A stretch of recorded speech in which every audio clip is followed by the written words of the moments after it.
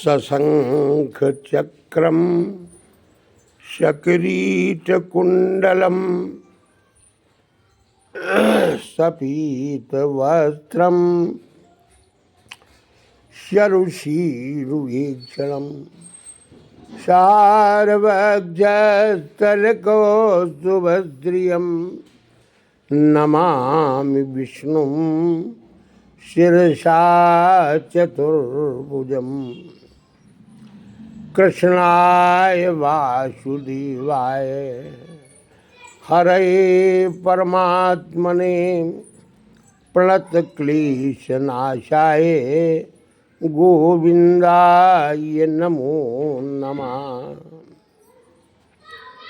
जिनके चरणों की रज पाकर संपूर्ण विश्व बलिहारी है धन्य वासिकी वो वंशी मोहन को कितनी प्यारी है।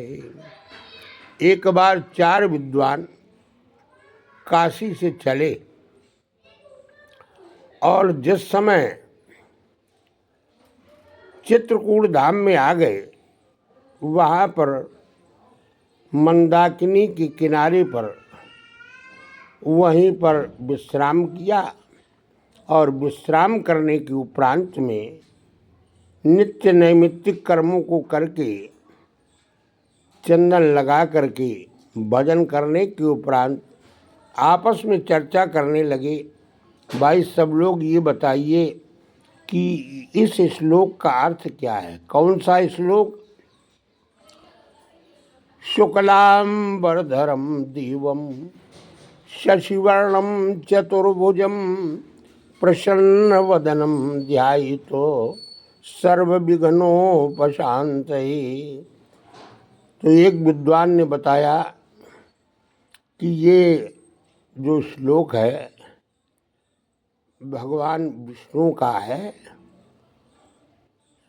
क्योंकि उन भगवान विष्णु के ही स्वरूप का वर्णन किया है। शुक्ल वर्ण है, भगवान शंख चक्र गदा पद्म को धारण किए हुए हैं, चार भुजाएं हैं, पुष्पों की मालाओं से विभूषित है, पीतांबर ले रहा है। दूसरा विद्वान कहने लगा, नहीं, इस श्लोक का अर्थ ये नहीं है। इसका मतलब है कि चांदी का रुपया शुक्ल वर्ण का होता है और उसमें चार भुजाएं जो चार चवन्नी हुआ करती हैं, वही उसकी चार भुजाएं हैं। और प्रसन्न वदनम ध्यायित, इस चांदी के रुपये का जो ध्यान कर लेता है उसका मुखमंडल प्रसन्न हो जाता है। अगला विद्वान बोला, ये भी नहीं अर्थ है। बोले इस श्लोक का अर्थ है दही बड़ा, क्योंकि दही बड़ा के ऊपर दही चंद्रमा के समान लिपटा होता है, बड़ा होता है गोल गोल। तो उसने कहा ये दही बड़ा है।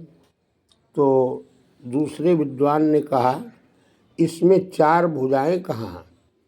बोले तुम्हें मालूम नहीं है, ये जो दही बड़ा है चतुर लोगों का भोजन है। जो चतुर लोग होते हैं, दक्ष लोग, उन्हीं का ये भोजन है।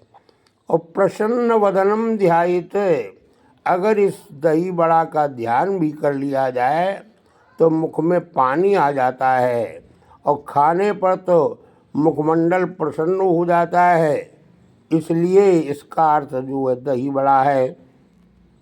इस प्रकार से अपना चर्चा कर रहे थे।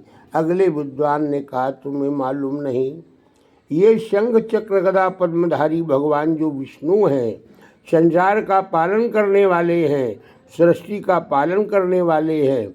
लक्ष्मी जी जिनके चरणों को चाप रही हैं, उन्हीं का ये श्लोक है। और उनका ध्यान करने से ही मनुष्य की सभी विघ्नें शांत हो जाती हैं।